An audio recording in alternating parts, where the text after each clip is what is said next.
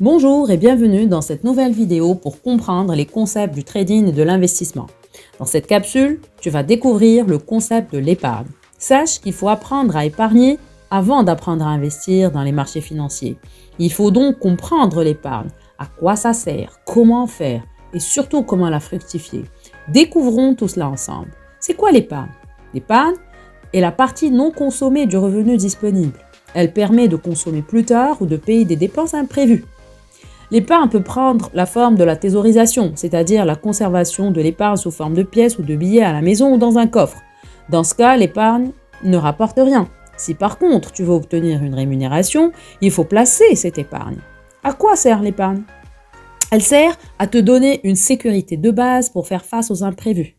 Elle sert aussi à te débarrasser des dettes qui te pourrissent la vie. Elle te permet d'envisager l'avenir avec confiance. Elle te donne les moyens de réaliser des projets. Comment faire de l'épargne?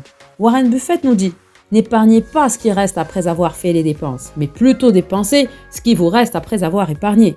Du coup, dès la réception de ton revenu, pense à faire un budget. C'est primordial si tu veux épargner de façon stratégique.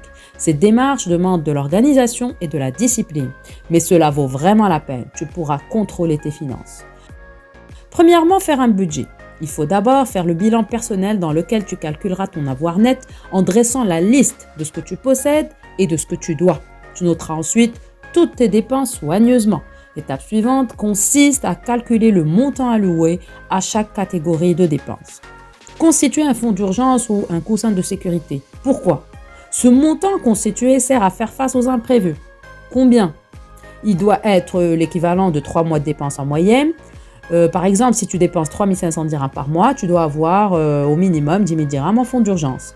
Cette partie de l'épargne doit être liquide, donc facilement encaissable, au cas où tu dois l'utiliser. L'idéal est donc de la mettre dans un compte sur carnet. Comment faire? Il est souvent très difficile de faire des épargnes, mais heureusement pas impossible. On commence par épargner quelques centaines de dirhams par mois.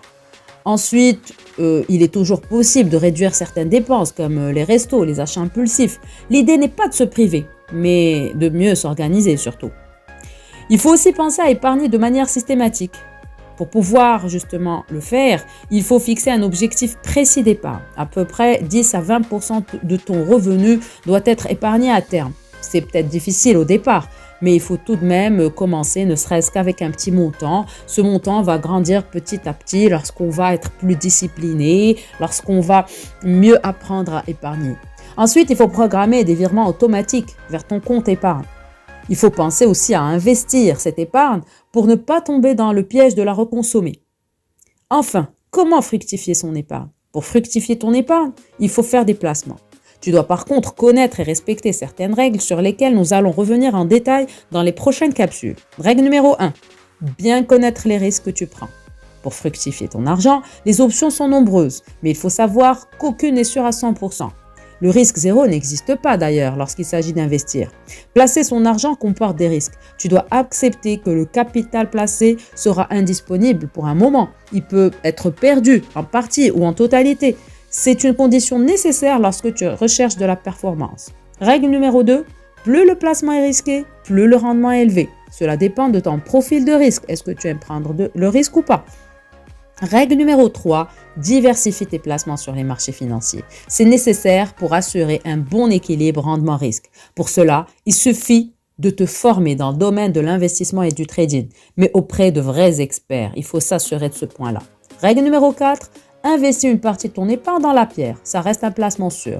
Nous allons découvrir plus tard comment le faire directement en achetant des petits biens immobiliers ou indirectement en investissant dans des foncières ou au PCI. Règle numéro 5, regardez le rendement, mais pas que. Il faut bien se renseigner sur les éventuels frais, notamment ceux liés à la gestion des placements et la fiscalité. Au final, tout le monde peut épargner. Cela ne requiert ni compétences ni talent, comme l'a si bien dit Emmanuel Kant. L'épargne est le soin et le scrupule dans la dépense de ses moyens. Ce n'est pas une vertu, elle ne requiert ni compétences ni talent. Merci de nous avoir suivis et merci de nous suivre sur nos différents réseaux. À très bientôt!